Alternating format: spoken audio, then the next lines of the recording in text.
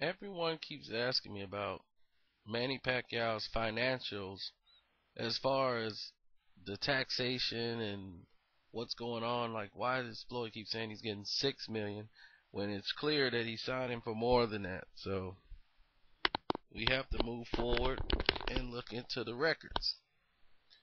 Now, when you look into the records, they pretty much tell you what's going on as far as his taxes.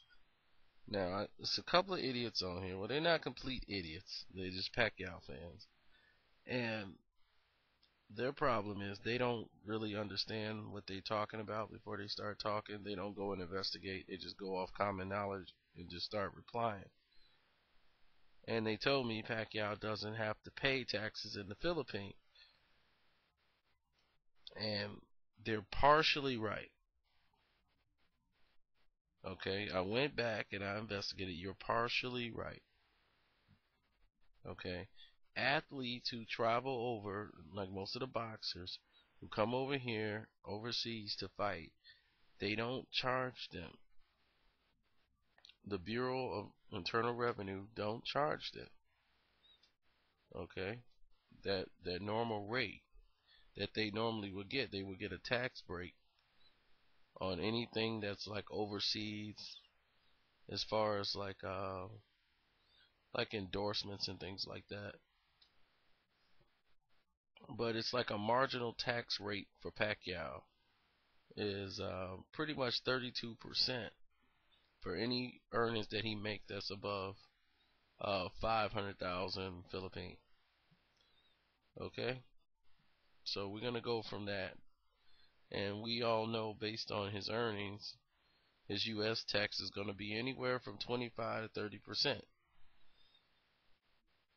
but I actually know it's 27%. So while his Philippine tax is between 25 and 30% of the gross income only on the top line. This is what I'm trying to tell you.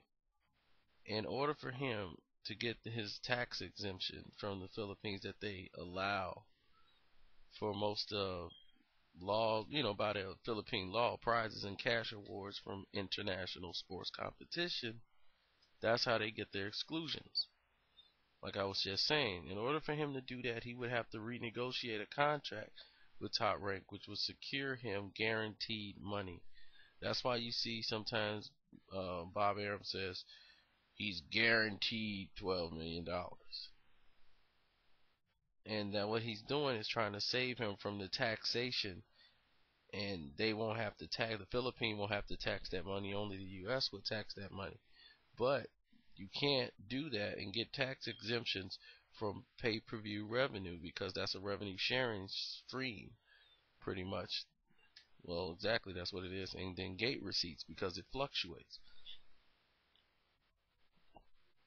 So the best move for him to do is to renegotiate that contract, so therefore he can get guaranteed money, and they say, okay, look, we know we're going to make this much money. This is what you should get. But Aram them don't care. They're going to just give him his cut and let that be that, and say, we guaranteed you 12 million for a reason. Now the rest is up to you. We tried to save you on as much taxation as possible. So with all the taxes and everything that he's paying, with all his exclusions and his Congress, that's why he went to Congress, so he can try to seclude more tax, get money, most of his money back that he loses in taxes. But I'm gonna tell you like this: it's not 6 million. He takes home probably about roughly 10 million with all the pay-per-view and after all the deductions. It's somewhere from 9 to 10 million he takes home, but it's nowhere near what he should be taking home. But he's paying a double tax. So that's all I want to get addressed to the guy who was asking about his taxation. And I'm out. Peace.